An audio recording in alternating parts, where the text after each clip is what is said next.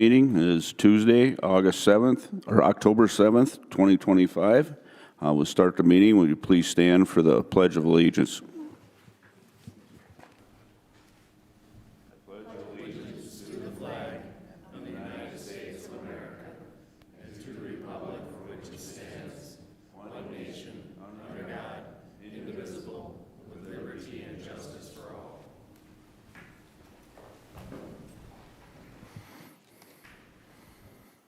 Item number 4 on the agenda is an invitation for a citizen to schedule time on the commission agenda for an item not listed. There's a 5-minute time limit per person. We need to approve you need to approve the agenda. Oops, sorry. Item number 3, approval of the agenda. Do I have a motion to approve? Second. I have a motion and a second. Any additions or corrections? Hearing none, all in favor signify by saying aye. Aye. Opposed, same sign. Motion carried. Back to item number 4. Invitation for a citizen to schedule time on the commission agenda for an item not listed. There's a 5-minute time limit per person. Anyone wanting to speak during this agenda item must sign in prior to the start of the meeting. No commission action will be taken during this agenda item. Any requested action item may be scheduled for a future meeting date. We have nobody signed in today, so we'll move on to item number 5. We have an introduction of a new judicial staff. Please come forward.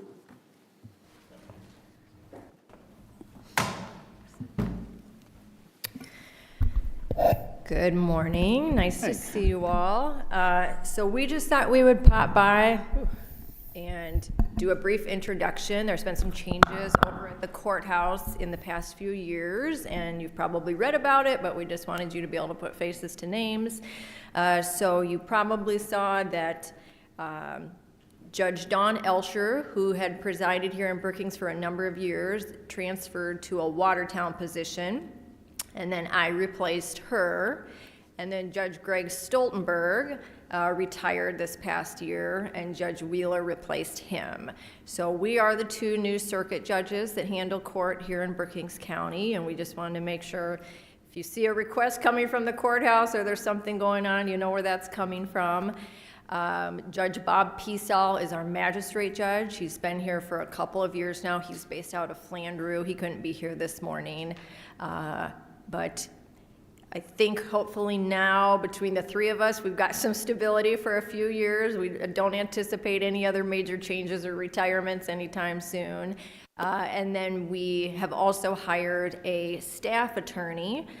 So that's a permanent lawyer position that assists the judges in the 3rd Circuit. He is based out of the Brookings Courthouse, so he is officed over there with us. His name is Alex Cook. He's from Sioux Falls, just graduated law school, so we're excited to have him on board and have that help. That's a common position. Every circuit in the state has a staff attorney that assists the judges, similar to what a law clerk does.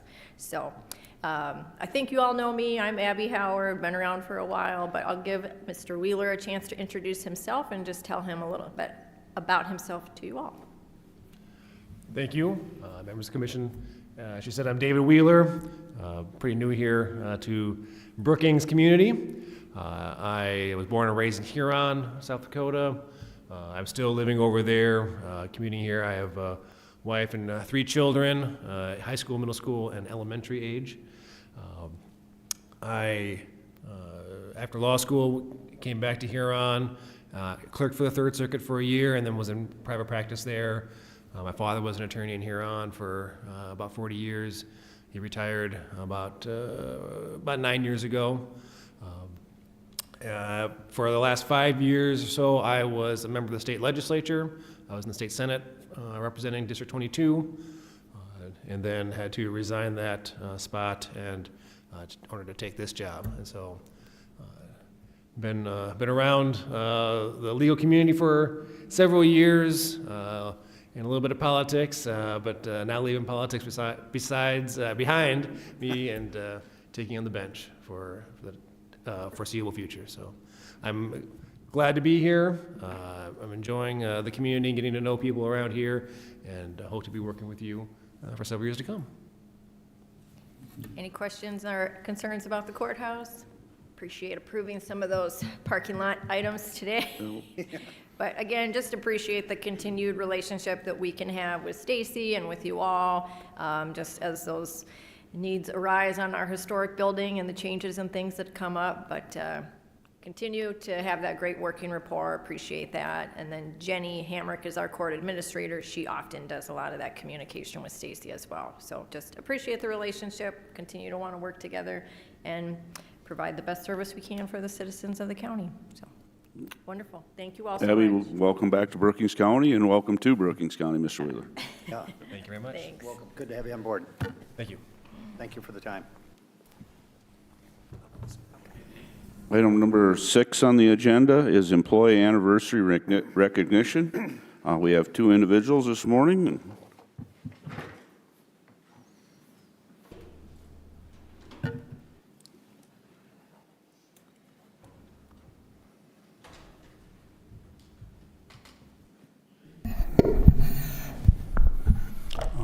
The first I'd like to recognize is Melissa Walsh.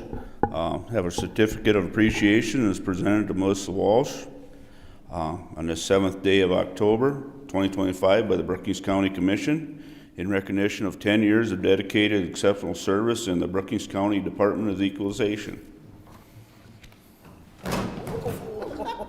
Thank you, Larry. You bet. You have a Oh, picture? a picture. Thank you. Larry.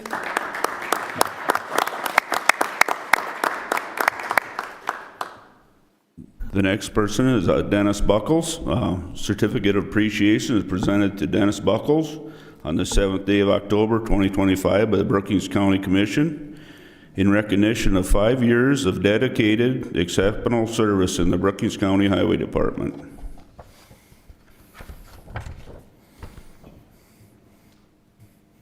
Congratulations. Yeah.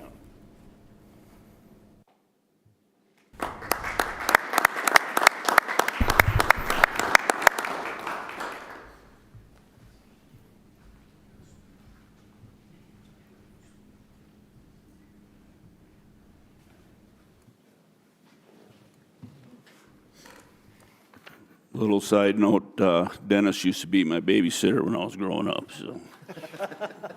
So we've got him to blame? Yep.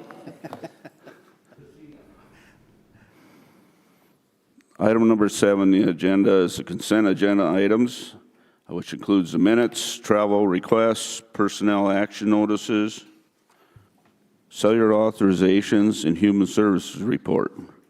Do I have a motion to approve? So moved. Second. I have a motion and a second. Any comments or additions, corrections? Hearing none, call the roll, please. Vanderwall. Aye. Post. Aye. Miller. Aye. Hostler. Aye. Jensen. Aye. Motion carries. Item number 8 is routine business, the approval of the claims. Do I have a motion to approve? So moved. Second. I have a motion and a second on claims. Any comments? Hearing none, call the roll. Post. Aye. Miller. Aye. Hostler. Aye. Vanderwall. Aye. Jensen. Aye. Motion carries. Item B is department head reports. Start with the Sheriff's Department. Marty?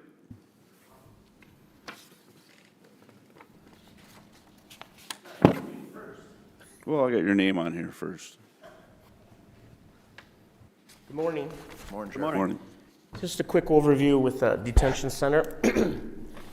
46 inmates present, and there's 104 on 24/7. So that's dropped down. So that's good if that drops down.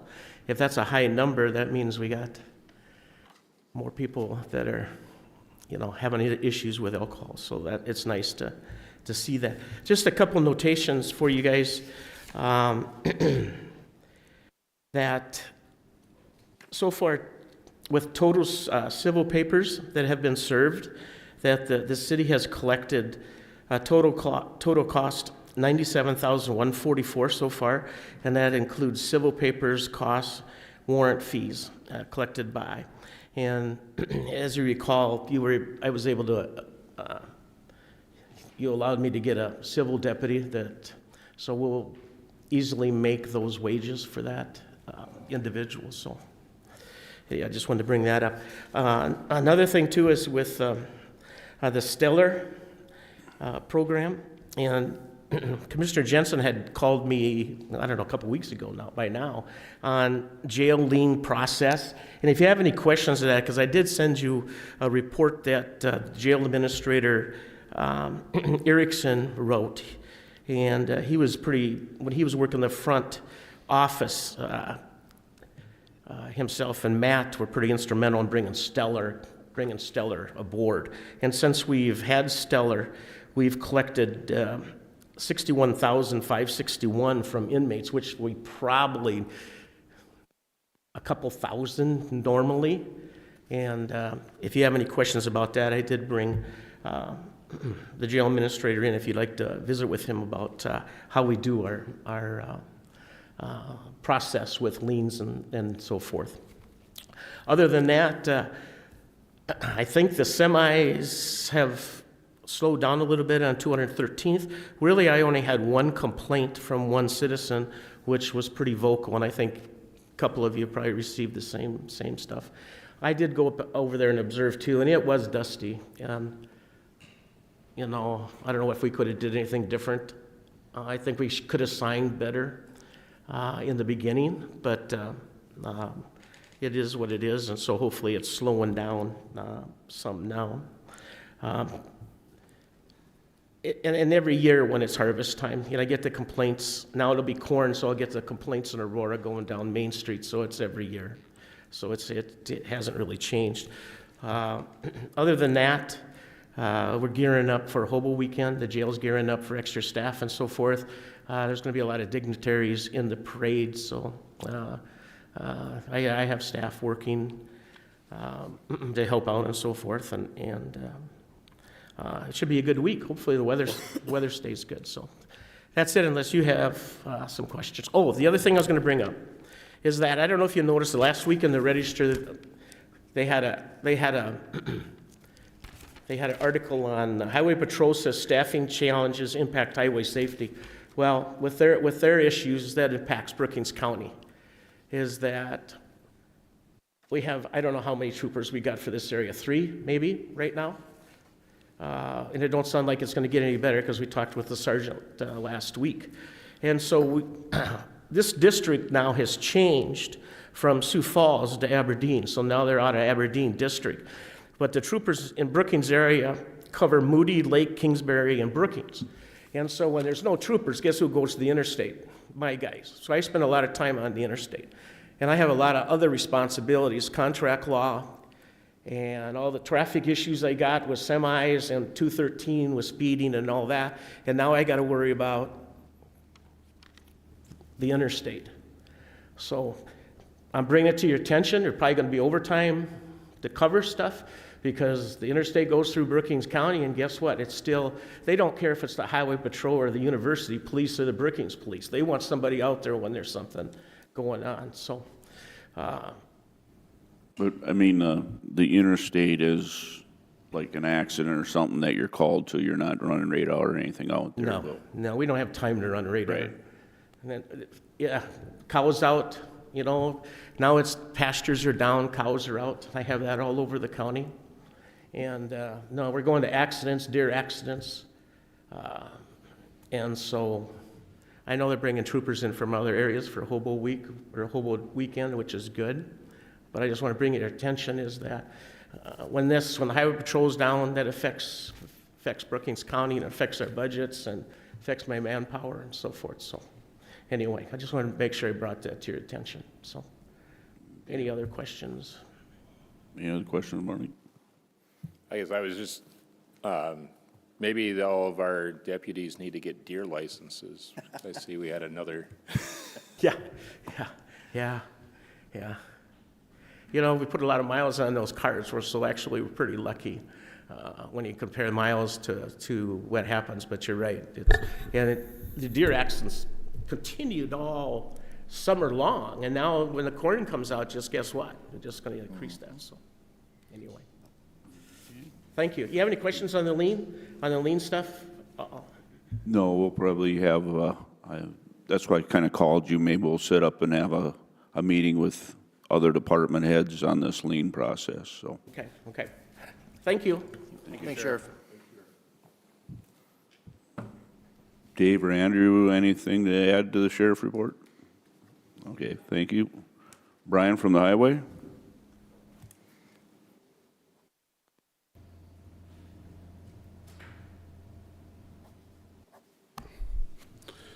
Morning. Well, we've been busy the last few weeks since we met. Our chip seal projects are striped now. That'd be the Brookings County 12 between 81 and 464th Avenue, or 216th Street to 81 is striped, and also 40 and 42 up by Astoria Hendricks area is now striped. Brookings County 16A, since the last time we've met, we've got asphalt put on the LG Everest crossing and the intersection at 475th, and that is striped, center line only. We did that because that road is still fairly narrow, but that is completed. White water and sewer project, they were working on paving Main Street through White last week, and that is complete now. There's still some additional work to do up there as far as it gets into our intersections, but it's fairly minimal now. Volga Samara Avenue, they're continuing to work on phase 1. Removals are complete and storm sewers being installed, and I believe the anticipation is to get some concrete laid this week after they can get their densities on their subgrade. Our box culvert that we're working on the east side of the county, the floor was poured the week of 9/22, and the walls were poured last week, and they're going to be working on pouring the lid this week, and then followed that will be the dirt work to get that up to grade and hopefully paved here within the next week or two before it gets cold. A little update on our gas pump. Still trying to get a final schedule between Clyde's Electric and Timmons in order to get the concrete removed and get those conduits replaced, but I don't have a final schedule there yet. And then finally, main project our crew has been working on is Brookings County 25, or our overlay project. And we continue to work on shouldering, and that was striped last week also. So our striping in Brookings County is complete before it got cold here, so that's nice. Aside from that, we're going to be working hard on keeping our mowing operations going. We had a few guys out, but we're going to be getting back on that and getting ready for winter, I hate to say. Yeah.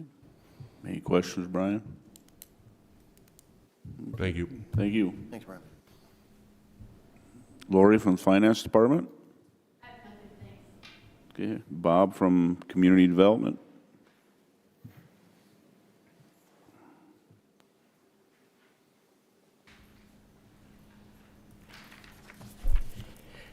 Good morning. Morning, Bob. First of all, we had a meeting with Banner's Associate on Madera Township, and before the big closing of the federal government, so they got some marching orders on, so Banner's can continue working on our project without the NRCS gave them some advice. Unfortunately, it does look like the environmental impact study is back to the long detailed one, and that's coming down from the federal level. So I guess we'll just have to wait and see what all that entails. We gave them, Miss Stephenson was at the meeting with me, and you know, they got marching orders to continue on. We got to do an archaeological study and certain things that have to be done, and so it's progressing, not very fast, but it's going. Thursday, we've got a PPCC pod meeting. That's my Pandemic Planning Coordinating Committee, points of dispensing. We've got a zoning meeting tonight, and it's, we're actually having a public hearing on pipeline ordinance update. Later today, we've got a zoning ordinance update, and the zoning ordinance is always a living document designed to be looked at over a period of time. So what we're doing tonight is we're having a public hearing. We had the pipeline CO2 committee that was appointed by the commission, and we took all those recommendations and we put them into a document. And now the zoning board's going to hear it tonight, and depending upon what happens tonight, we will bring it to the county commission for your, hopefully, approval. Last week we had a hazmat incident. We don't know how much actually hydraulic fluid hit the ground, but it caused a safety situation, and the highway department did an excellent job. They came out and responded to it. It looks like some sort of farm equipment pulled up to a stop sign and blew a line, spread slick stuff all over the place. From what I could tell, it was hydraulic fluid. And so the highway department had to scramble and bring sand out and put it on the ground and clean it up, and they did an excellent job. But the problem is we don't know who did the spill. It was at a two-way stop sign, not even a four-way. But it was definitely a safety hazard, and the highway had to scramble and had to do it. There's you know, we can complain about stuff like this, but when it happens, it has to be. Plus, it was a county road that it was on, so not that matters, but it still had to be cleaned up. You know, if you do have a vehicle that's got hydraulic fluid and you blow a line, you should have insurance that will pay for someone to clean up on it. But it's actually, you know, it's unacceptable. But what do you do when we don't have cameras at all of our stop signs? So we do what we have to do on it. We could not leave it on the ground without cleaning it up, because when I was out there for about 45 minutes observing traffic and almost got hit twice because people come out of the stop sign and just started fishtailing. So it was a bad enough situation. The other thing, looks like we are getting some good advertisement for the emergency management program. Of course, the newspaper is starting back again. They run an article on the weekend for us, or the Friday edition, and then the radio. They take the same article that I send to the newspaper. The radio runs it, and then every Monday morning I get to go on the radio and talk about emergency management stuff and whatever else Bob Wayne wants to talk about. So we appreciate all the support for the emergency management program. Any questions? What time is that meeting tonight, Bob? It starts at 8 o'clock. Okay, thank We you. won't change our zoning meeting until the time switches back. Okay. But the public's invited, and by all means, come on out if you got concerns about them. Thank you. Thanks, Bob. Thank you, Bob.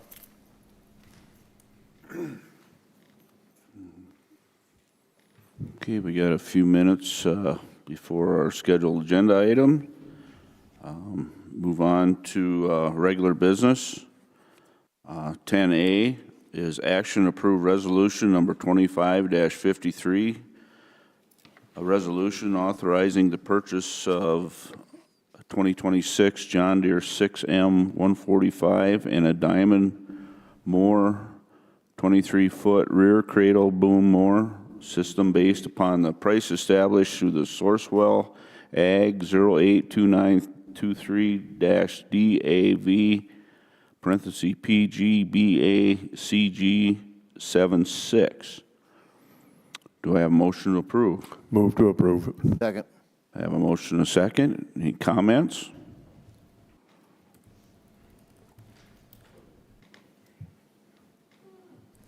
I know I brought this up at budget hearing, and there was some discussion on that, and I guess I'd just like to stress we do have to continue to improve the safety of our intersections and along our roadways.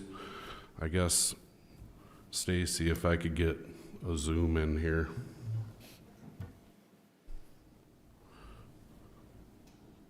See if I can. You know, this is a few years ago. This is 32nd Avenue south of Brookings here. And I know we're out there with a skid steer, but I don't know how many of commissioners have drove this area lately, but those trees are coming back, and this is something we can't get out there to. Those trees that are growing up along the right-of-way grow in water, and this, among several other areas we face, as we have plenty of sloughs along our roadways, this is one of the things that we do to help prevent snow removal from piling up on the road. As you can see, those trees are well above the skid steer, and not all the time can we get out there with the skid steer because that area remains inundated with water. This is just one example within Brookings County that in an effort to give some of our roadways some clear zone clearance, I believe this would be a useful tool in our toolbox. There again, not every year does this happen and we can get out there with our skid steer, but if we have, you know, an apparatus such as what I'm proposing to this board today, it would help. There are several intersections, especially along our low-lying areas, that we would utilize this tool.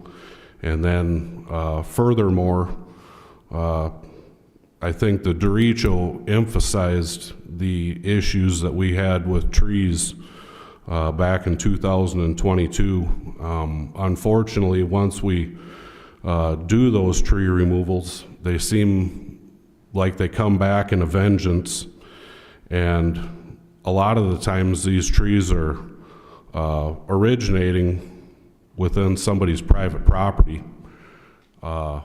As you can see in this area particularly, this is city property, so they allowed us to get out there, but not all the time do landowners allow the county crews to get out there and remove the issue at the base.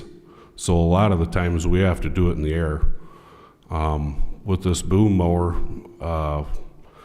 especially along intersections where we have issues with sight distance, we'd be able to reach up and at least trim those trees back if the landowner wouldn't cooperate with the highway department to allow us to get to the problem at the base where we like to start. And there again, it's an emphasis on safety, and I believe it would save us money in the long run with snow removal. I'd like to also point out, you know, we have this tool in our toolbox currently, but our tractor that it is mounted on, we do have to remove the side mower and the back mower, which is a process all in itself that takes around 6 to 7 hours to change. So we're looking at a day of downtime to make that change. There again, we've done it. It's one of those things where, especially like this year where we had so much rain, we're mowing at least once a month. And we have 400 miles of road, but if you look at it in lane miles, we have 800 miles to cover. And covering it with 2 tractors about 3.5, 4 miles an hour, we're taking valuable time to cover those lane miles in order, 1, to keep it safe for wildlife and sight distance, and 2, for the snow removal. So that's my pitch on that, and if there's any questions, I'd be glad to talk about it. We are coming up on our 9 o'clock. We have when we do our 9 o'clock public hearing, we'll come back to this, Brian. Sounds good.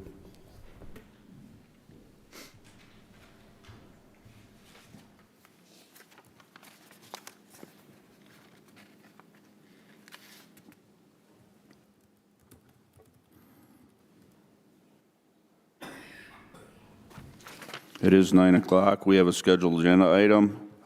Item A is a second reading and public hearing on ordinance 2025-06, an ordinance providing for the amendment of ordinance 2024-01. Do I have a motion to approve? Move to approve. Second. I have a motion and a second. I'll now open the public hearing. Any proponents that would like to speak to this item?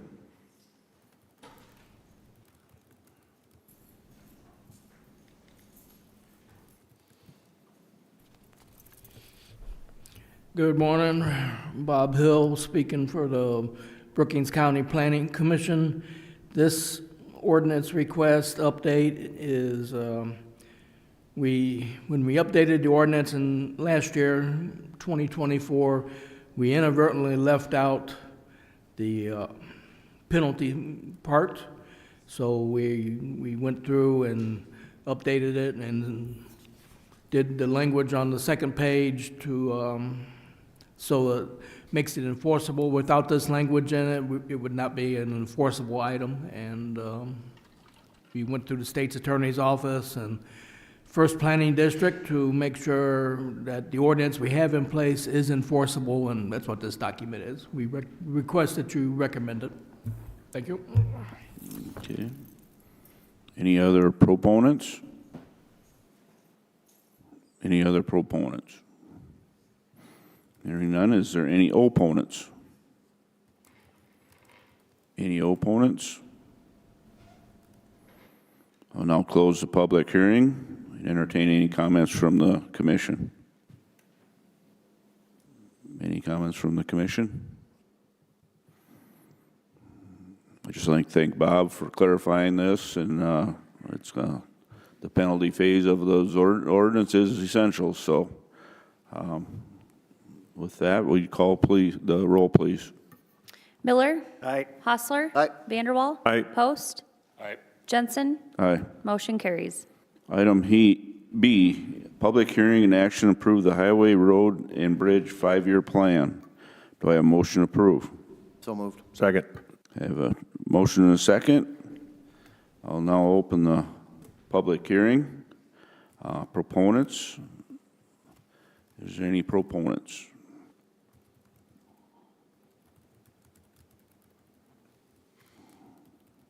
Any proponents? Any opponents? Is there any opponents? I'll now close the public hearing. Entertain any comments from the staff or the commission.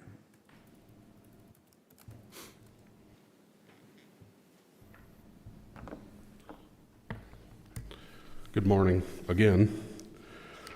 Well, we're well on the way here, aside from the checklist requirements of the attendance list, so I would like to bring that up first.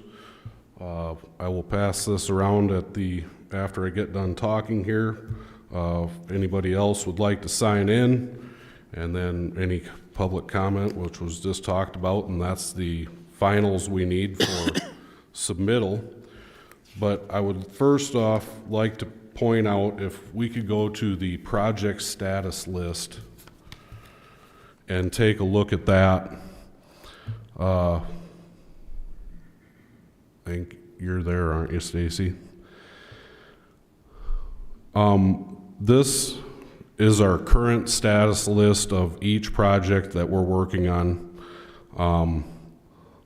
So I'd like to first off point out the big preliminary engineering grants. Currently, right now, we have 13 bridges in queue that the PE grants that we've received are complete.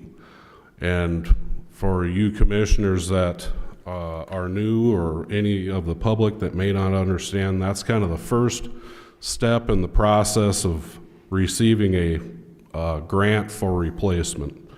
So right now, we have 13 bridges that are eligible for the next step, which would be replacement. And then, as you can see here, we have several more in progress on the second page were our PE grants that are in progress and getting those bridges eligible. So we'll be looking at right around 18 with those in the future here. And then lastly, I'd like to point out the final couple that we have on here that are ready for replacement that we've already received a replacement grant are listed on the second page, which would be 2.7 north of Bushnell and 0.9 north of Bushnell. Those projects have already been approved for replacement. So those are the next in queue to be replaced within the short time here, because we've already done the preliminary engineering on those, and it's been approved by the DOT for replacement, and we'll be working on that in the future to put it out for bids locally and then let those bids out. So we're probably looking at giving the option for replacement for next year or the following year. It seems like we get a better spread of bids. The last few that we've let locally, we've received between 8 and 11 bidders on those, so it seems like it's worked well. And then we'll be anticipating, if we flip back a few pages on our anticipateds, if we look at our 5-year program project listings, those are the grants that we are going to be submitting to the DOT in 27, 28, 29, and 30. Is there any questions on how that process works? As you can see, by the time we get a preliminary engineering grant to the time we're looking at replacement, it's 6 to 7 years. But on these bigger projects that are into the millions, if we can get 50 to 60 to 70 to 80% of that paid for, that saves the coffers of Brookings County utilizing those DOT funds. So on these projects that we anticipate moving forward on, we would need to submit those by January 1, and that's our anticipation later this year upon approval of this, and then the following years will just fall in place. So like I said, by the time we get a preliminary engineering grant to the time of replacement, we're looking at 5 to 7 years, depending on if we get our projects bid ready or not. There's a few in here that we're going to be bid ready. We get extra points on the DOT's scale of approval, having that work done. So there are some in here that we plan on having bid ready in order to keep building a few of these every year. This year was 3. Next year we're looking at 2. We already know that we've got those approved. In the future, we need to continue to make ourselves eligible for those funds, and I feel we have a good plan moving forward here. We've been very, very successful in the program. It just takes a little while. Can you give us a brief overview on the point system that the state uses? What qualifies for points? And the qualification for points is mainly based around a detour, and the eligibility for funding is based on the usage of that road. The higher the traffic count, the better the points. Now, if that bridge is derated, we get additional points for that. So there are some bridges out there we've derated to the point where legal loads can still carry over them, but the newer loads that a lot of our roads are facing, such as combination units with, you see them out there, up to 20 some axles, They can't cross our roads or our bridges. They can cross our roads, but not our bridges because they'd be over. So it's all based upon eligibility, and the main of part of the DOT's process is where we're at in the process. If that bridge, they know they don't have to go through the design phase because we've already paid for that. There's additional points making us eligible for those funds. So it's a multi-step system that each county in the state has to follow, and it just depends on where you're landing at in that point system. Last year when we applied for some grants, we weren't eligible for the grant because we just didn't score high enough. Is there a cap on the grant dollar limitations? That was removed. Was removed. Yep. Okay. Cap per county or project? Cap for the county. It used to be to where we had to be under a $7 million cap, and now they've removed that. Because it was so much in like a 2-year period, wasn't it? Yep. So the more preliminary type projects and stuff we can get in the queue, the faster we get eligible for Right. a higher percentage of funding. So if we do a preliminary engineering grant, basically that gives the type, size, and location. That gives that information to the DOT. Following that, there'd be a design phase. That's usually included in the replacement grant. So if we do the design phase out of our own coffers and pay for that, that excels us in the points because that work's already done. Could possibly cut years off too. It could possibly cut years off. And that's one bridge that I would like to point out that we did that on was the Country Club Bridge. We received that grant in 2021, and that build was done in 2023. Some of these bigger river bridges, I'll just use the one south of town. There was some design requirements that were changed as far as scour goes. That stretched out from 2021 to 2023, 4, by the time that project was completed. And that was a bigger project because we're looking at a much larger scale bridge, and I brought this up to the commission a few years ago that I know some weren't sitting on this board. When I first started here, we were doing 1 or 2 projects a year because of the scale of the bridge, the square footage of the bridge.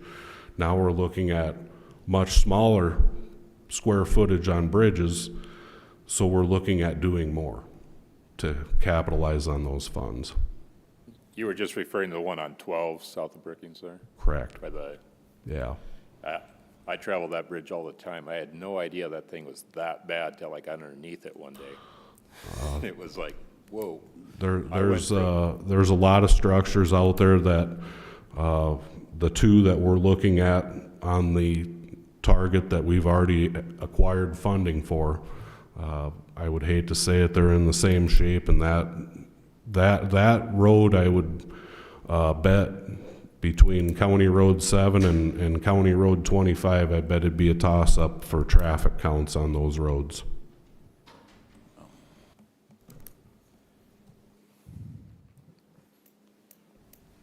I farm a little piece right beside that bridge, and so I had the opportunity to just walk underneath there. Mm-hmm.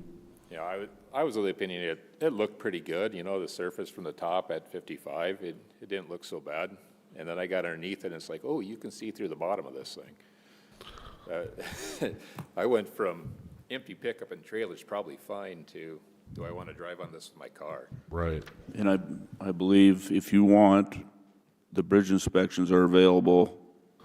Yes. To the commissioners on the website, where you can look at these actual bridge numbers and look at the bridge inspections, which are interesting. You can actually see the deficiencies and stuff, so. Right. When we've got a tour of completed projects, are we also looking at the potential projects on that tour? Or That's the intention.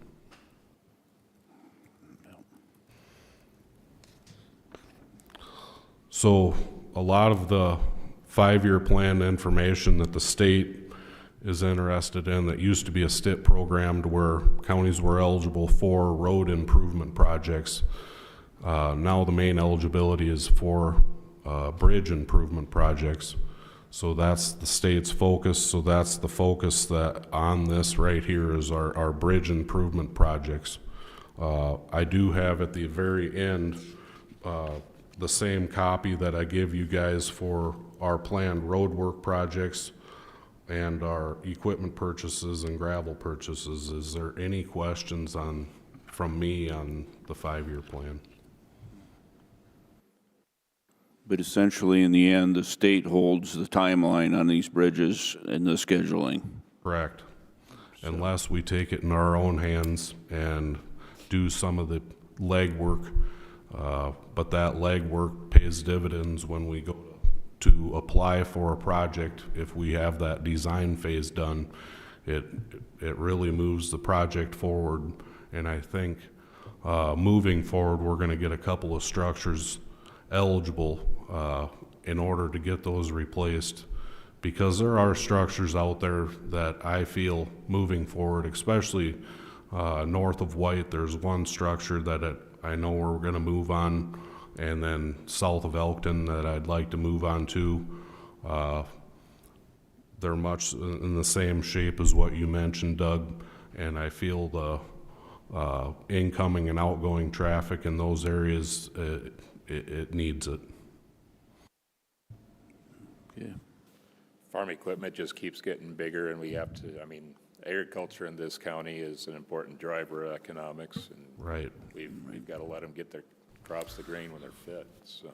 Right, and there's some areas that are kind of somewhat isolated by bridge structures that Brian's trying to work on, and Well, that bridge on 12 basically shut off an entire quarter of the county to have to find a new way to go around in order to get to Aurora for ethanol or Volga for soybeans or. And then lastly, I would also like to point out, in our programmed projects, I have some smaller replacements that we're going to be working on.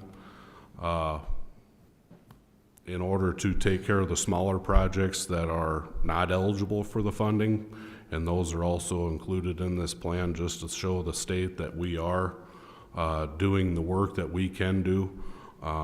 A little background on that. We do try to install one, if not two, of those smaller projects under the 20-foot and under copings ourselves. But a lot of the issue that we're facing is the rebar and the time frames that those projects are able to be built. We try to do them precast, but getting those precast units has been a challenge, much like these bridges that we're doing. Steel is one of the major components in a bridge or a box culvert. So planning these out, and then also when we go to bid, you know, you'll see in our bid, and then we're going to see later in the meetings here, you know, the DOT's time frame on our agreements, we're having to extend that. Yeah, the projects this year I know we're done. But in the future, we're facing the same thing as time frames out on steel. And so when we go to bid these projects, it's a lot of the availability issues. So you're going to see our time frames open up, and that gives us a better price from the contractors, because a lot of our projects that we've been bidding have come in well under the engineer's estimate because we've opened up those time frames. I know it pushes the completion dates down the road, but it also saves us some money. So there again, getting them in the hopper earlier saves. Right. Just construction costs of pushing something off 3 to 4 years anymore just adds. Right. is availability of the corrugated metal pipe as bad as the steel? No, it's the rebar that's the challenge. This may not be necessarily in your wheelhouse but the townships are probably all in similar situations as far as their projects and funding. Well, there again, that RAIF funding, that we've gotten, we have quite a bit left available. We are starting to see some of those projects flow in now as far as getting those approved, but there again, I believe their deadline to get their 5-year plan to the county was October. The 5-year plan was due at the end of August, Yeah. and so we had, oh gosh, I can't remember, 10 maybe-ish projects. I mean, 7 with like maybe 6, 7 townships. And so now the next deadline is the end of this month to get in their resolutions and their applications. Right. So that's totally different from this, but we do have to look at that later on here, once we do get those applications in. Does that funding typically get fully utilized, or? No.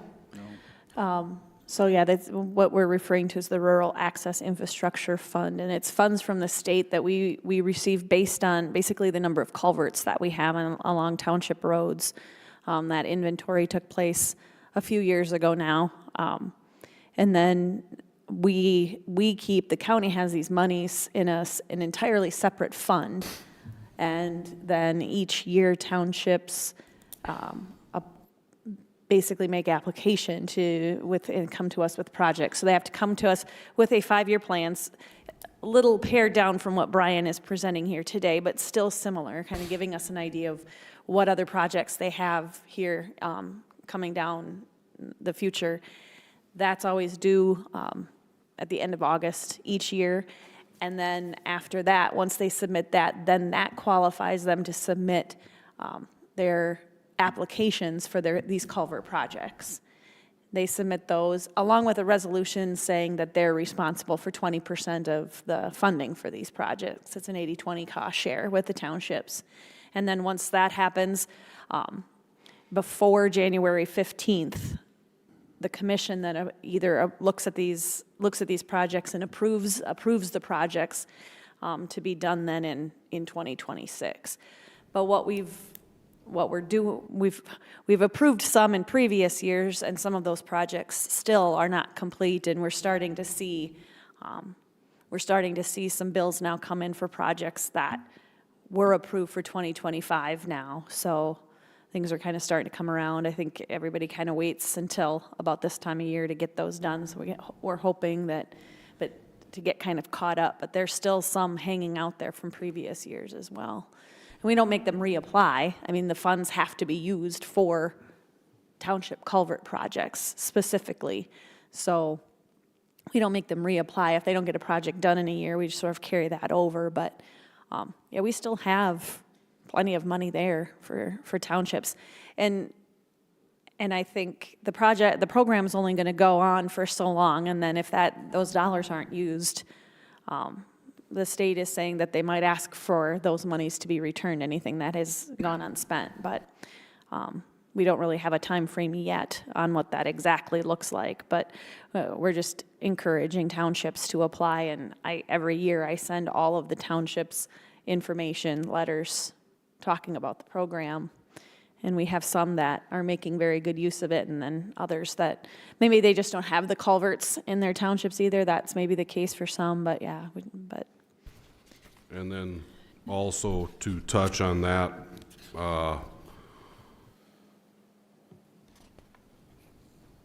per requirements by the DOT, I did send a letter notifying townships of this 5-year plan.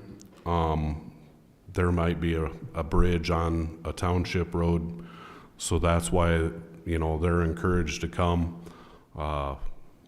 There are bridges that are included on the township system in our 5-year plan. There are bridges that we've already utilized PE funding for to make improvements on those. So that's why the townships are invited to this meeting. Each chairperson was sent a letter inviting them to this meeting, but there again, I would like to emphasize that this is not only for our Brookings County primary system, it is also for our secondary roads, which are the township roads, which there are bridges included in this plan, currently already receiving funding, and plus in the future to receive funding to get some PE grants going on those structures and get them into the queue.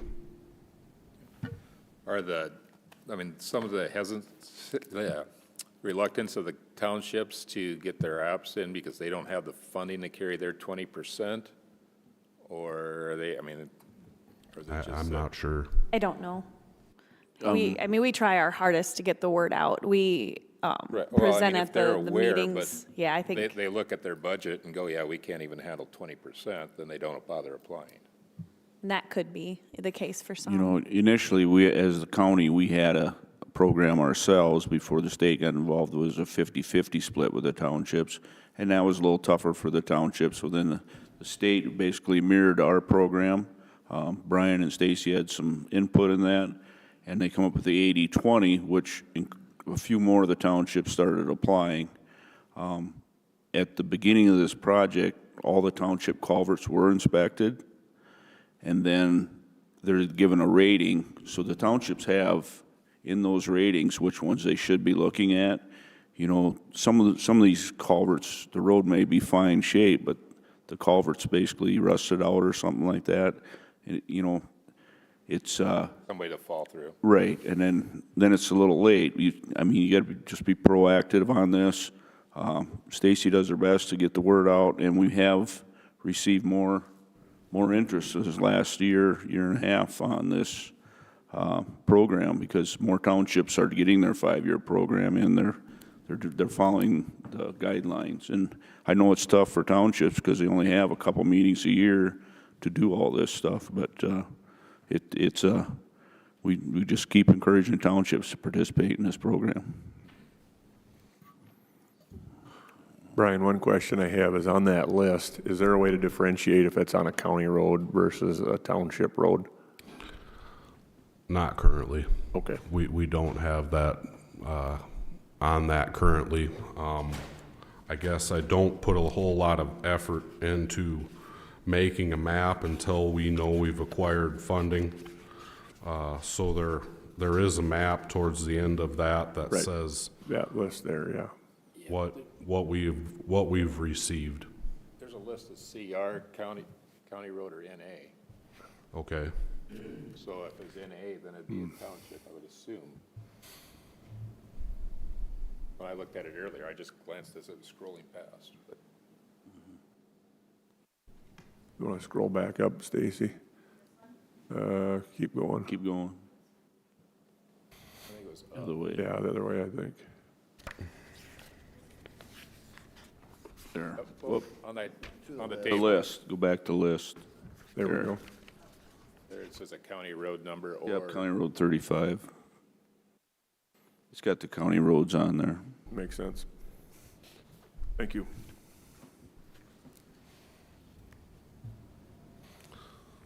So like I mentioned, the final step in this is the attendance list at this meeting, and then the public comments were none were received, and then this can be submitted to the DOT, and the deadline for this is October 15th. Commissioner Post, I do want to add that Brian does a great job at the annual town and township, or the township meeting held in the spring, when most of the township people are there and explaining that as well. Right, Brian? Try to be there if I'm invited. Any other comments? Hearing none, call the roll, please. Hassler. Aye. Vanderwall. Aye. Post. Aye. Miller. Aye. Jensen. Aye. Motion carries. Okay, back to regular business on the purchase of the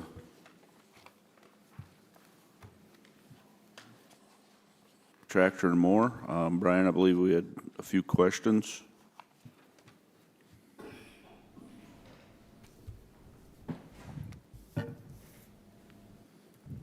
Commissioner Post, I believe you had a question.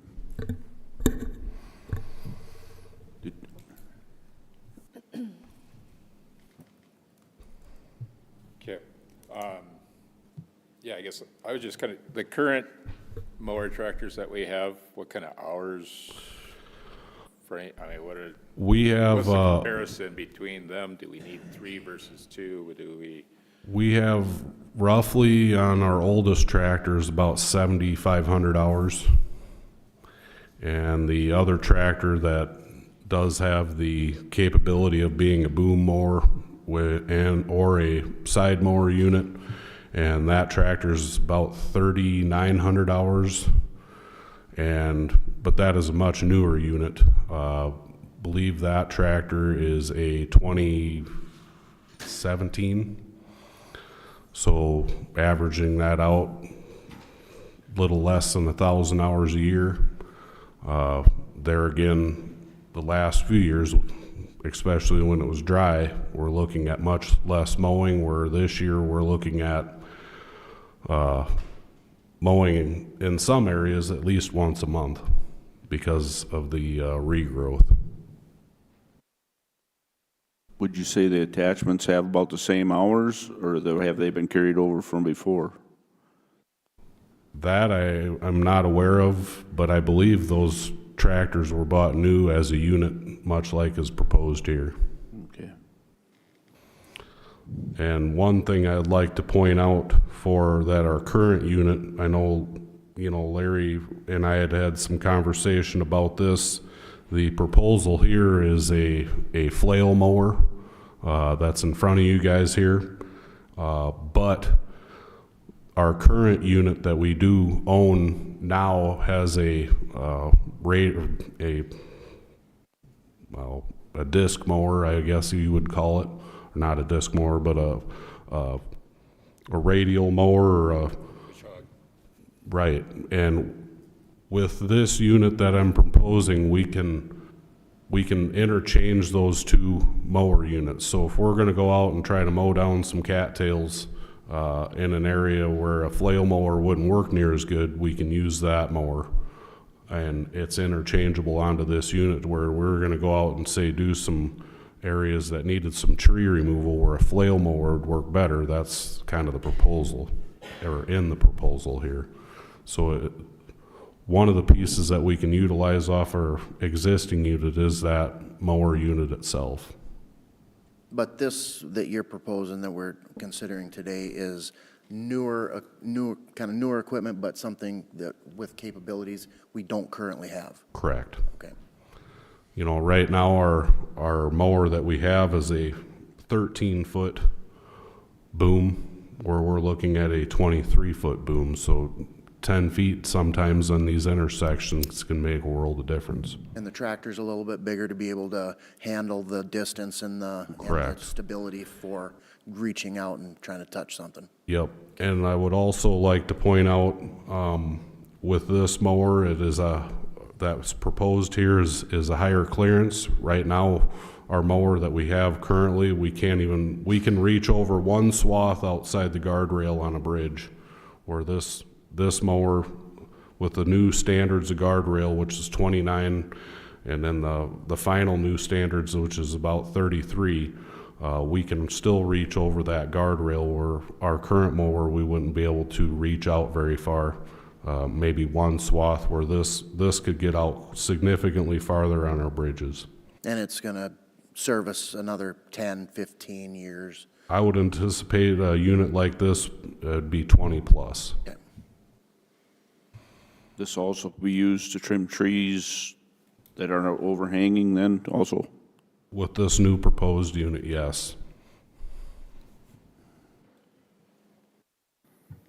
Just kind of a general question for equipment that's in the highway shop. Is there a regular schedule of replacement, or is it just kind of when budget availability provides? It is a regular schedule, Doug. We anticipate our trucks to be in that 10-year range. With the availabilities, those have moved down, much like our payloaders and our blades. We look at a 15-year cycle on those. But there again, it depends on the winters and the hours. If some of those are nickel and diming us to death, we like to bring those up a little sooner, because currently we're looking at a 7-year warranty that we can attain on those units, because they're very expensive to work on. So when we purchase those units, we have them a few years without warranty, and we've experienced in the past to have to pay for those repairs ourselves, where on these tractors, our oldest unit is about 15 years old, 16 years old. So we probably should be looking at replacement, but I don't feel the dollars we would receive for that unit would be worth us getting rid of. And it is also a unit to where we got to keep, I feel, in order to keep up on years like this. If it dries up, we may reconsider in the future. You had mentioned earlier that there's about 800 miles worth of mowing to be done. Lane miles. Lane miles, right. Yep. And I just did some quick math, that's 266 hours or 6 weeks, 6.5 weeks. That's just one time. That's one time, right. Yep. With 2 mowers, so 3 weeks. So I guess, do you have 2 full-time guys dedicated to mowing, or are they in and out of Earlier this year we did. Dennis that was just in here, and then I had another retirement that just happened. They spent a lot of time this summer in a mower. But our roads show it, you know. Because that's, when I was out earlier with Misty with the weed tour, we were impressed with the way things were mowed up good on the county roads and those type of things. And on that, I guess what I observed is that it seems like, and I guess she had pointed it out as well, that we're being more effective with spraying the cattails and getting them every year. We were able to work them back a few more feet to keep them out of the right-of-way. As far as the safety issues with wildlife and whatnot darting out into the road, you can see them a little quicker because they're not standing in cattails. Being able to, with a couple more years and dedication on keeping those cattails, and I don't know if something like that also works for the trees, like in the willows photo you showed us, that we can keep those back with a non-mechanical system of keeping those roadways and right-of-ways clear. I would love to say that, but a lot of what I bring up does originate from private property. And a lot of the times our private landowners don't want cutting trees on their property. There's some that are very, very willing to work with us in order to make a safer intersection or a safer roadway. But there's a lot of the times where, you know, even getting them trimmed back would help us a lot. My one comment would be, you know, Brookings County Highway Department has some great employees, and great employees, you know, take care of the equipment that they have, and I think they do a great job of that. And we need to continue to update equipment so that great employees have good equipment to run. Brian, you have the 5-year plan on paper for roads and bridges. Do you have that for equipment? I do, but lately the issue I've had with it is the availability of equipment, and that's one reason I did bring this in front of you guys, is if we defer on this currently right now, we're looking at a 10 to 15% increase from John Deere for this purchase of equipment after November 1st. And the availability on this, just for us to get the tractor unit itself, is 10 months. So with this approval, we're locked into that price, Correct. paid for in '26 budget. Correct. Correct. Okay. You know, where we, just to bring a little light on that equipment schedule, Dave, is we've been trying to purchase a truck now for 3 years. 3 or 4. And a truck unit itself, I know you guys looked at and considered that earlier this year and approved.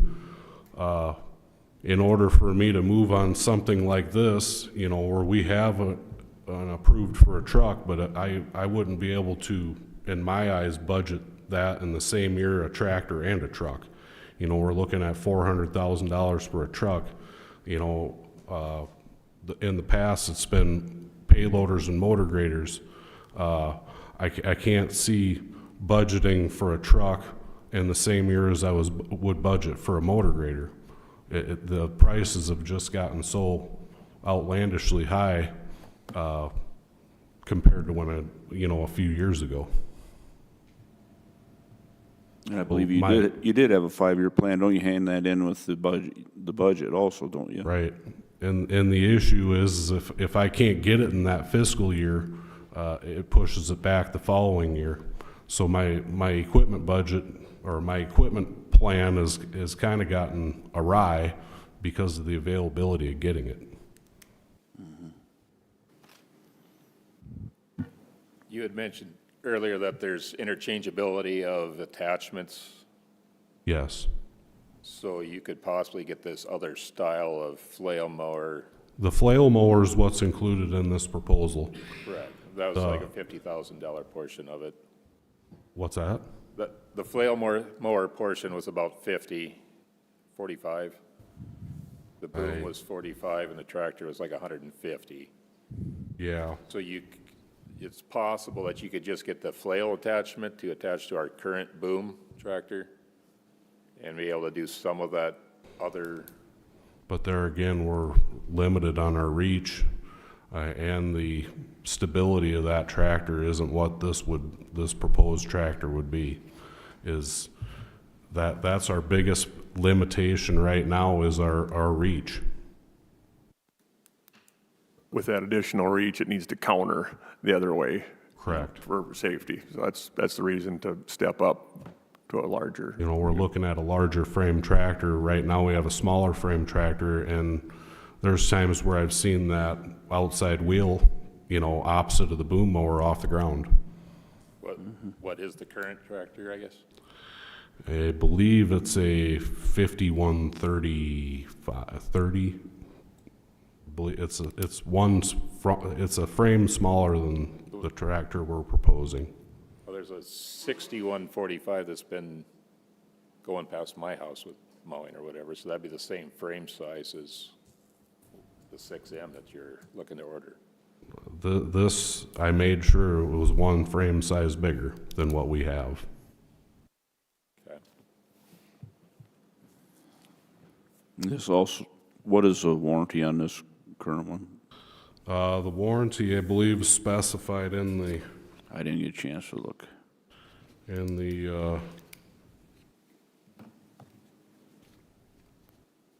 guess I didn't look that close to it, but I can find that out, Larry. Okay.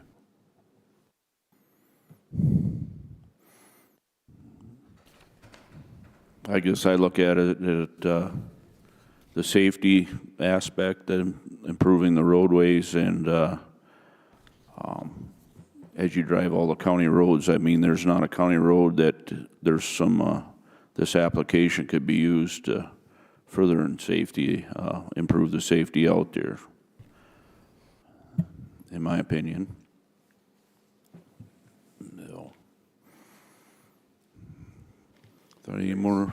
I would piggyback right on that. If we're talking safety, the conditions of the roads and bridges and some of the culverts and stuff that we've got on our list to deal with would maybe take priority to me versus we can, I guess I'd like to see working on a chemical solution for keeping some of this brush back in our right-of-ways in those areas where it's a problem, be a cheaper avenue, and in the meantime, we can get a few more, the dollars that could be saved in accelerating some of these bridge replacements and possibly helping the townships out with some of their issues of structures that need to be replaced, and accelerating those would be also a pretty major safety issue.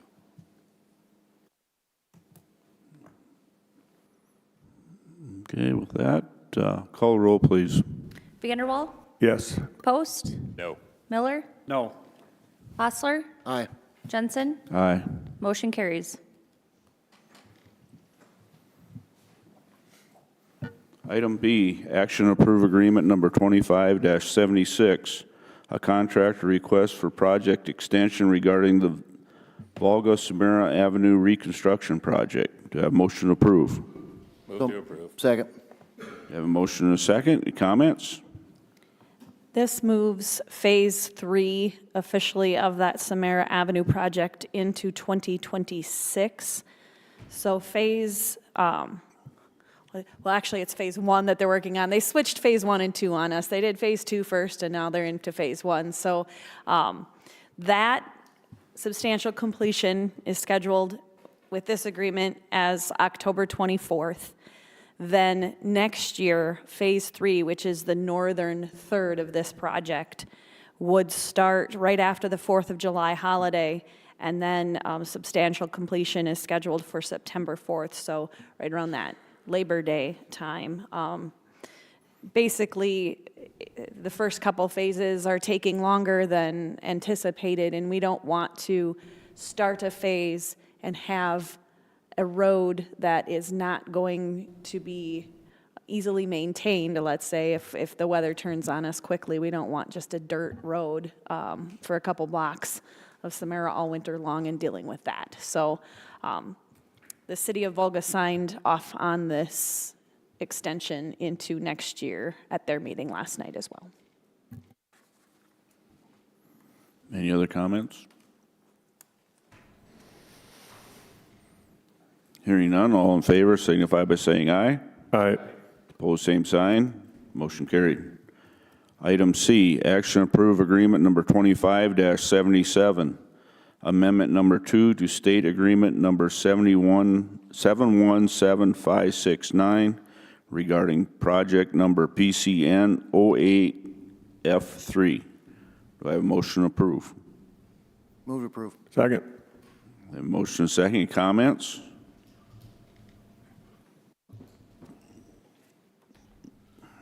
So I would like to first point out that the actual construction process is completed on this bridge, but final closeout from the DOT will most likely not happen until after the February 25th, 2026 date. So this basically is just to extend that time out to make sure that any available funds that we need to acquire yet from this, we can acquire after that date. And that'll be the same for the following one you'll be looking at. Same thing, construction process is completed, but by the time we get to final closeout and everything and get those funds, it'll be after that February 25th date. But the bridge will be operational. Bridge is open and operational, but just to acquire our last 25% of our eligibility will most likely happen after that February 25th date. Okay, any further comments? Hearing none, all in favor signify by saying aye. Aye. Opposed, same sign. Motion carried. Item D, action approve agreement number 25-78, amendment number 2 to state agreement number 717570 regarding project number PCN 08F4. Do I have motion approved? Move to approve. Second. A motion and a second. Any other comments? Hearing none, all in favor signify by saying aye. Aye. Opposed, same sign. Motion carried.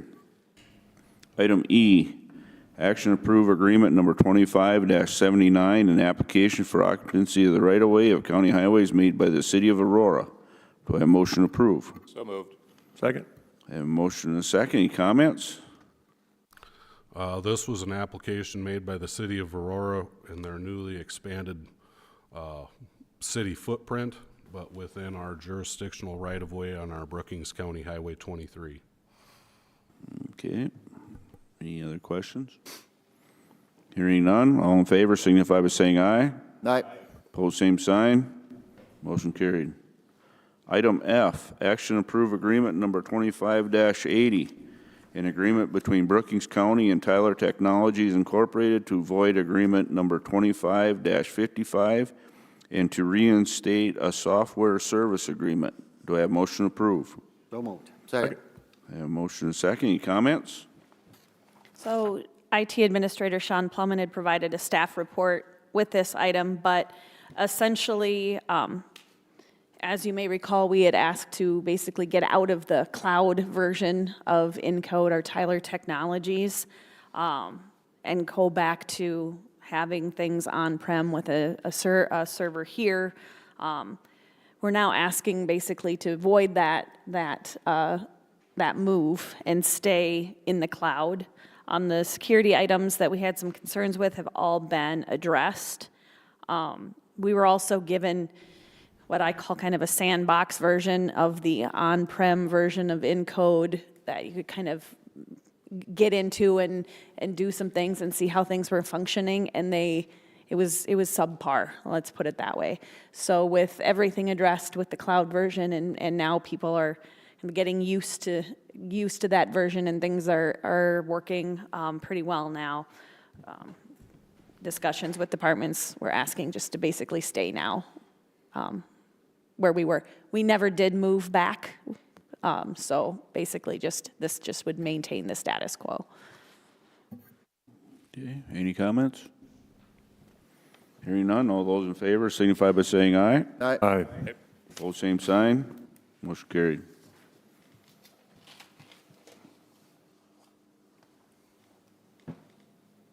Item G is courthouse parking lot. We have some documents and action to approve change order number CCO number 1 for the courthouse parking lot and sidewalk project in the amount of $10,464.50. Do I have a motion to approve? So moved. Second. I have a motion and a second. Any comments?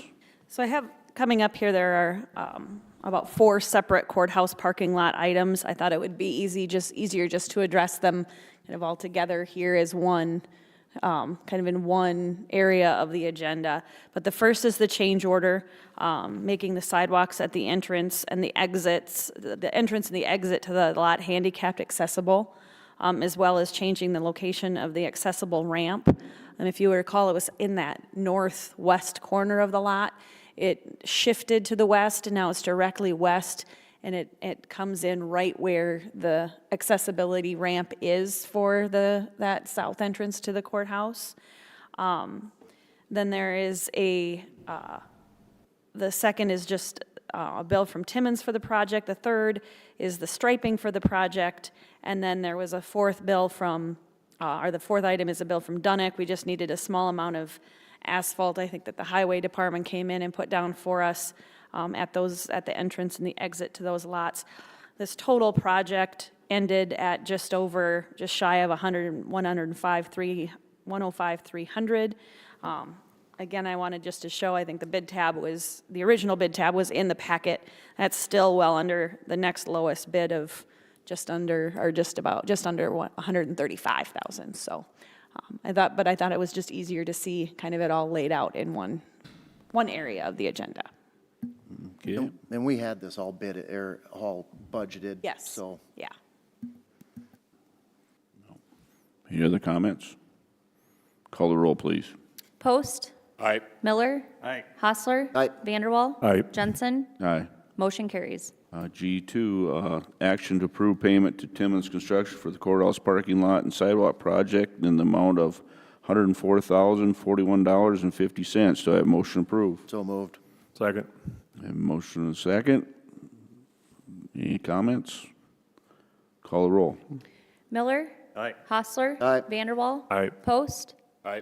Jensen. Aye. Motion carries.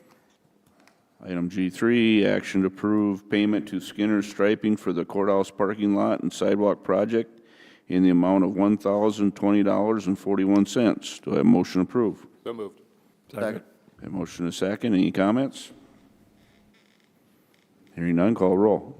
Hostler. Aye. Vanderwall. Aye. Post. Aye. Miller. Aye. Jensen. Aye. Motion carries. Item G4, action to approve payment to Dunick for asphalt for the courthouse parking lot and sidewalk project in an amount of $186.62. Do I have a motion approved? So moved. Second. Motion and a second. Any other comments? Call the roll, please. Vanderwall. Aye. Post. Aye. Miller. Aye. Hostler. Aye. Jensen. Aye. Motion carries.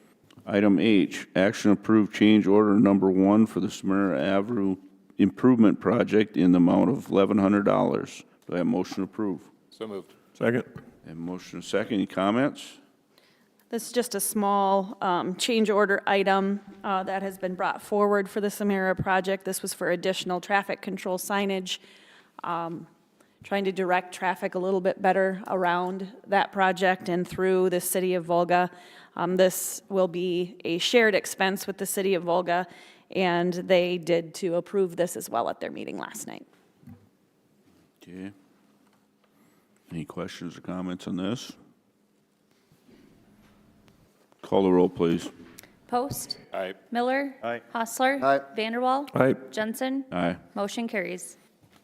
Item I, action to authorize Chairperson Jensen to sign the semi-annual report for the Community Development Block Grant from the Governor's Office of Economic Development for the Brookings Behavioral Health and Wellness Construction Project. Do I have a motion to approve? So moved. Second.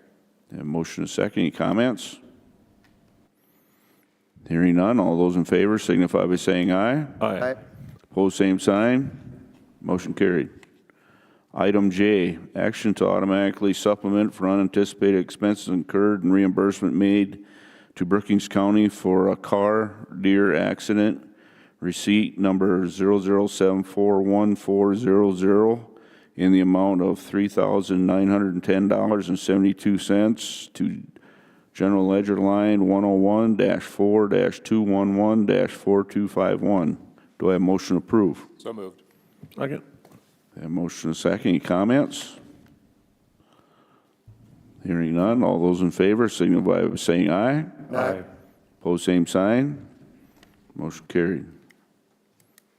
Item K is action to automatically supplement for unanticipated expense incurred and reimbursement made to Brookings County for a bridge improvement grant project, receipt number 00721-601 and 00741-936, in the amount of $1,177,628.22 to General Ledger Line 201-4-311-4227. Do I have a motion to approve? So moved.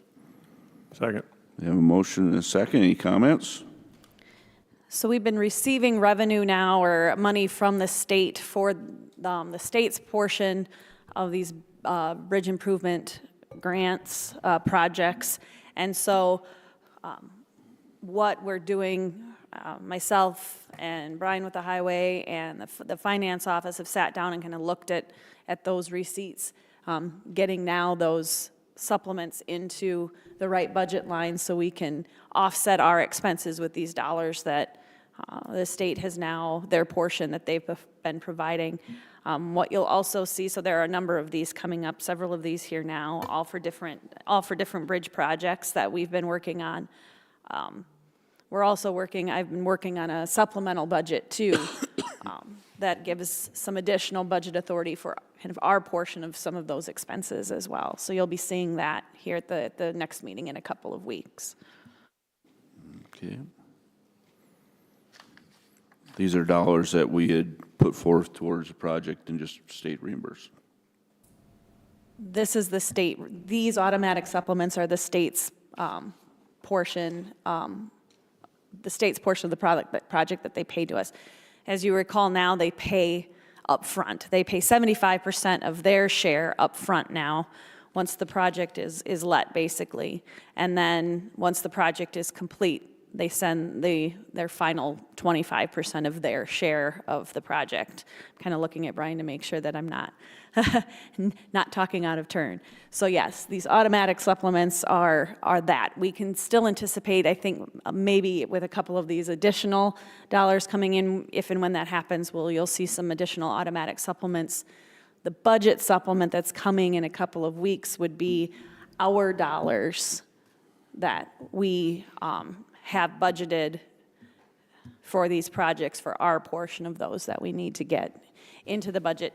they're budgeted, but it's basically been in fund balance, so we have to pull that out and put that into each of these individual budget lines to give the budget authority to bring those all back up to. And just so you commissioners are aware, we do it this way because we don't know which fiscal year construction is actually going to occur. So we don't want to put it in my budget until we know that construction is going to occur that year.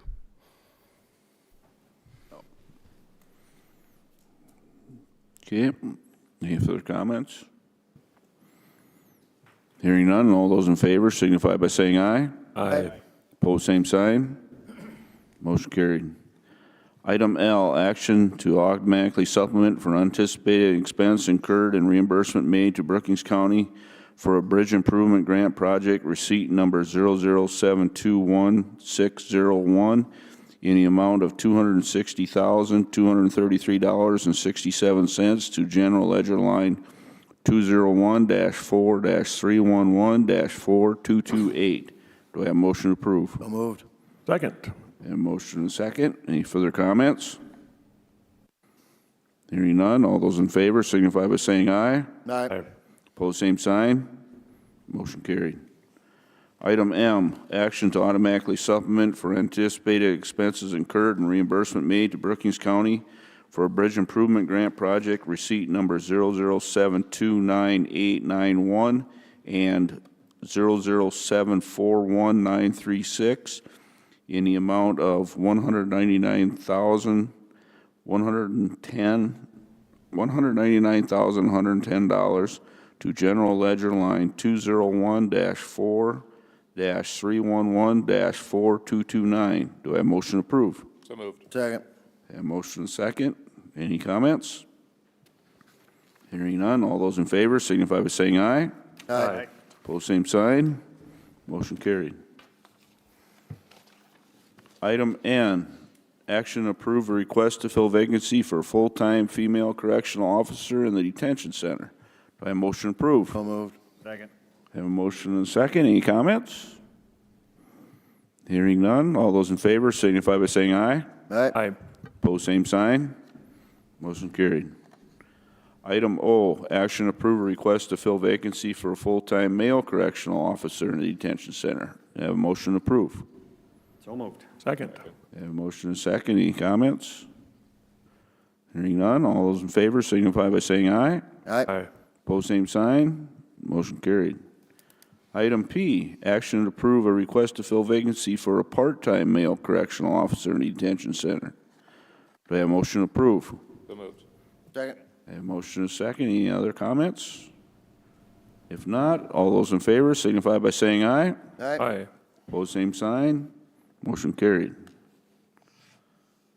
Down to item number 11, Commission Department Directors Report.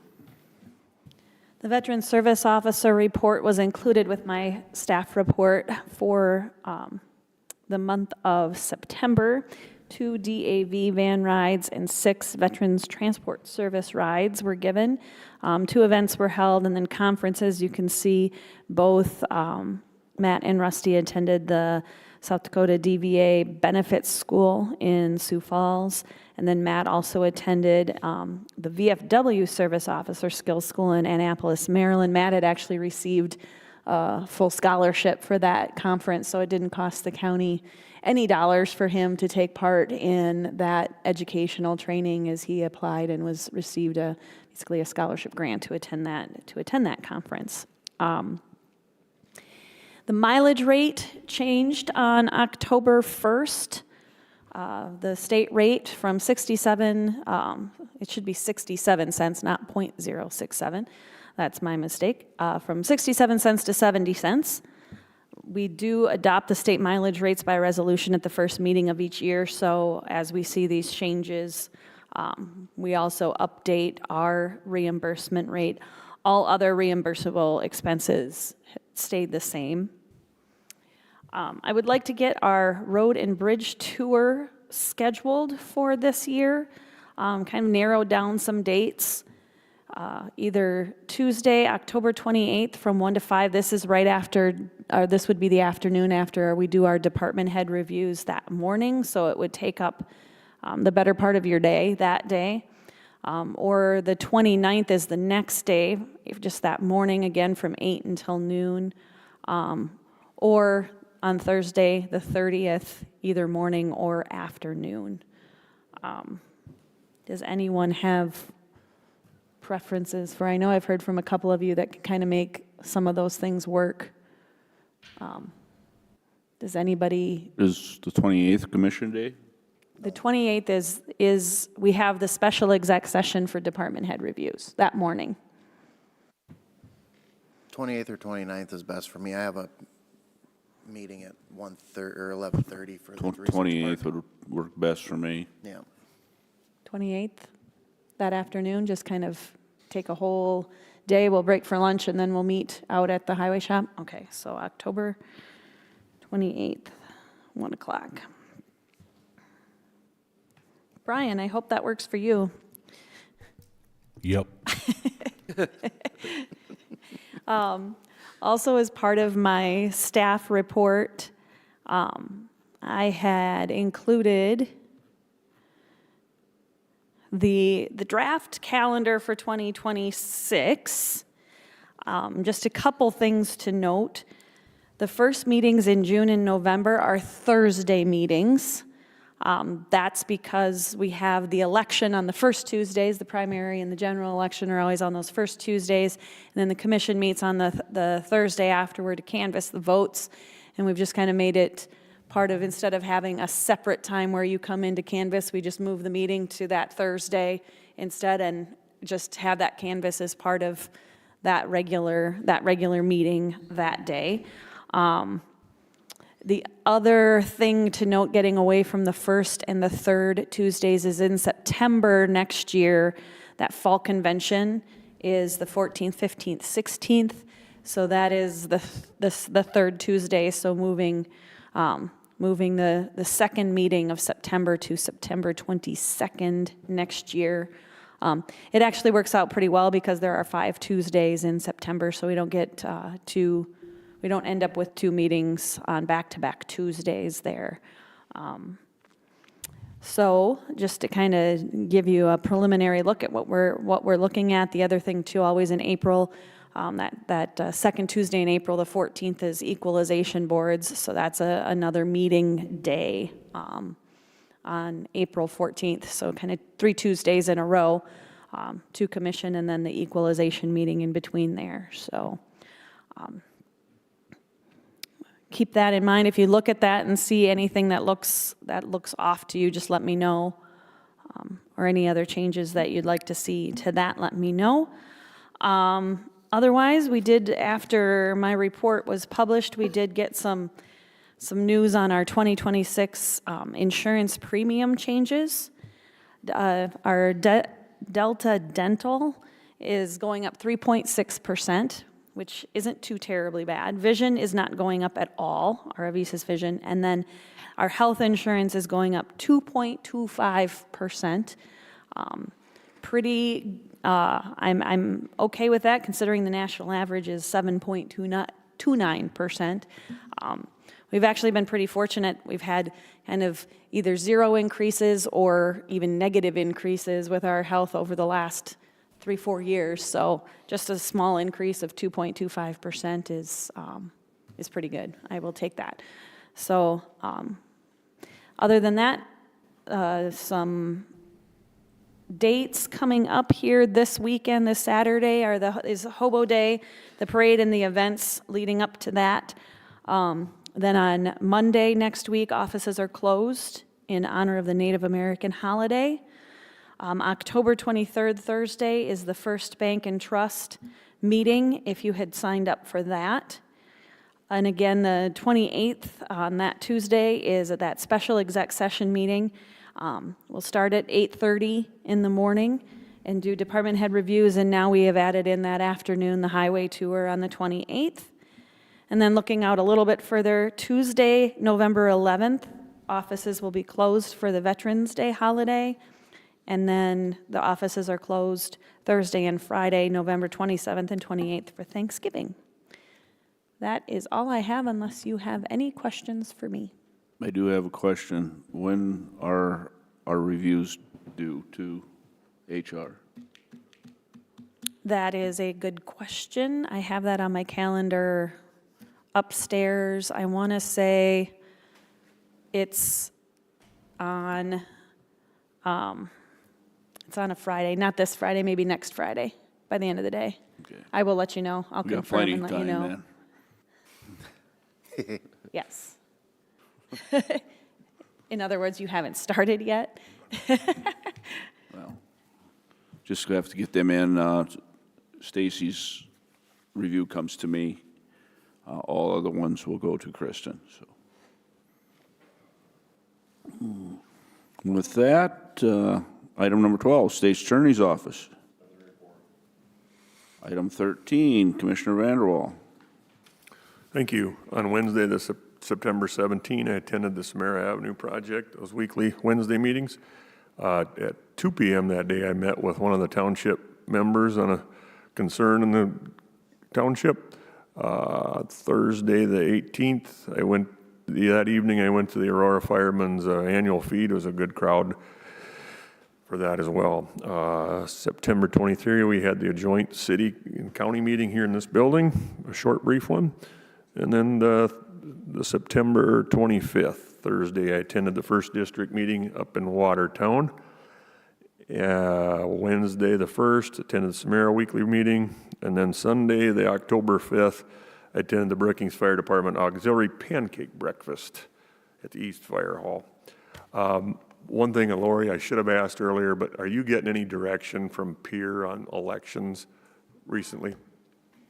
They are actually having a meeting this week, again, the municipalities and cities, and we are not. It has been sent on to the Attorney General's office for interpretation, and that's what they're waiting back from is the Attorney General's office to decide on that. Thank you. With that, Commissioner Post. Nothing to report, just a comment on this is the season of lots of agricultural activity, and just reminder for everyone to be safe as they're out traveling the roads with slow and big equipment that's hard to see around, and just everybody be safe. Commissioner Miller. All right, thank you. On the 16th at 4 o'clock, the afternoon, went to the Behavioral Wellness Open House. Fun to go through there and see the finished building, very nicely done. That evening, on the 16th, I attended a joint city studies work session on voting and what that looks like. That was very informative for me. The 23rd was also at the joint city council zoning meeting. The 24th, I attended a roundtable with Dusty Johnson. He shared a lot of good stats and information about what's happening in Washington and things that are going on. Time well spent. The evening of the 24th, I went to the PUC meeting in Toronto, which I found interesting. They're proposing a new power plant up there, and it was good for me to see how that process works, of them proposing what it is and the opponents, and so that was very interesting. Time well spent for me. And that's my report. Thank you. Commissioner Hostler. Yeah, on the 16th, I also attended the Ivy Center Open House, talk about an amazing structure, and they've got a lot of room, a lot of, to really help service our local people in need. On the 17th, we had our BEDC board meeting, which was a joint member and board meeting. We're starting to kind of wrap up and what it looks like for the new merged organization, making sure we get all the I's dotted, T's crossed, to make sure our assets and everything are well protected from what we have currently when it goes over to the new organization. On the 18th, we had our Research Park Board meeting. A lot of good information that Dwayne shared with us over there, and we actually got a chance to get in and tour the Poet Bio building just to the north of the Research Park and talk about some amazing stuff that they have that they do in that building, and they bring it in from all over the country, all over the world, actually, to help with research in there and with agriculture. It's something pretty amazing to see. The 25th, then we had our merger board meeting, which we're starting to plan what that's going to look like. We've started the CEO search, I think I touched on briefly before. We do have the Cohen Taylor is coming this week, I believe, to kind of learn the community a little bit and get some feedback, and they're going to start that CEO search momentarily. And then on the 29th, we had our Outdoor Adventure Center board meeting. Learned some updates and got some information from the OAC. And that's my report. Thank you. On the 16th, I also attended the Ivy Center open house, very well attended. Beautiful facility, and it's new, and hopefully continue with serving the public. On the 23rd, city-county joint planning meeting. On the 24th, I also attended the Samara Avenue progress meeting. Some updates on the project over there. On the 29th, I also was at the BCOAC Advisory Board meeting. And that concludes my report.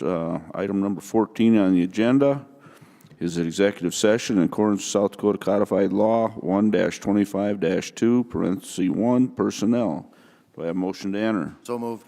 Second. Have a motion and a second. All in favor signify by saying aye. Aye. Pose same sign. We are in executive session. Just